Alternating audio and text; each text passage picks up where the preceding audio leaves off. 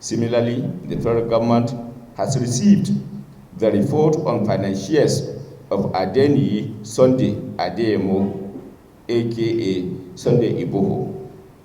The report revealed that Sunday Igboho is a director and signatory to Adhesion International Concept Limited, registered on 23rd April 2010. Adhesion International Concept Limited also has Oladele Oyetunji and Ederofo Adeyemo as directors. Similarly, Igboho is linked to 43 bank accounts in 9 banks.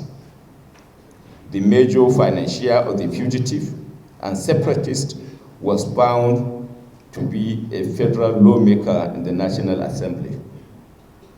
A total sum of 127,145,000 naira was received by Igboho from his financiers between 22nd October 2013 and 28th September 2020 through Adhesion International Concept Limited's account.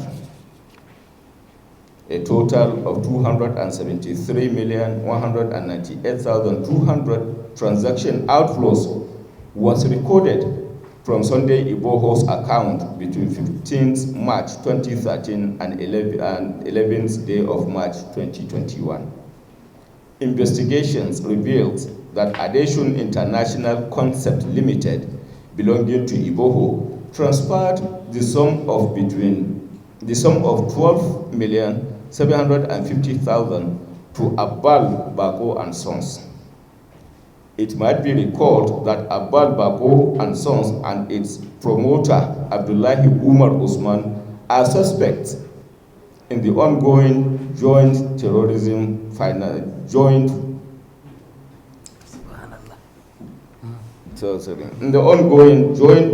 financing investigation.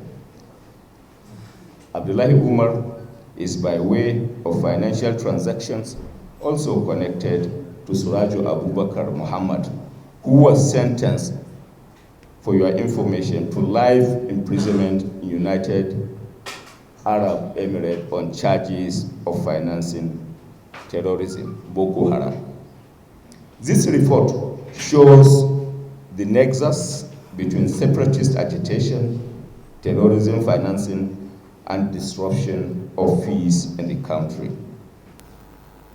The report found connections of financial transactions between Adhesion International Concept Limited belonging to Igboho and some construction companies and businesses, among others. Having received the reports, the federal government remained resolute in its determination to have a peaceful Nigeria. The federal government will do the needful within the context of the legal provisions in ensuring that the matter is given the deserved attention, and those found guilty will be made to face the wrath of the law. This press briefing is intended to provide an update of what the federal government is doing within the context of the fight against terrorism, and you will be kept informed as further events unfold. I thank you most sincerely for your attention. Thank you. Let me state categorically that in the concluding remarks of my presentation, I stated that information will be made available as at when due, particularly as events unfold. Out of desire to ensure the integrity of the investigation, we will make the countries known when the time for so doing arises within the context of the limitations of confidentiality and associated considerations are concerned. So we'll keep Nigerians posted and informed as to those countries as at when due. With regard to the issue of sub judice you raised, that some of the information contained here are indeed informations contained in the charges. Let me refer you specifically to the fact that the Office of the Attorney General has a constitutional responsibility which is guided by the public interest. And I think Nigerians, within the context of the public interest, are entitled to be carried along as far as the information relating to what affects their lives, properties, and peaceful coexistence is concerned. So the Office of the Attorney General is an office that is saddled with constitutional responsibility of the public interest, and the public interest deserves to have an information as to facts and issues that affect them. You equally raised an issue on who are the financiers or the funders of terrorism.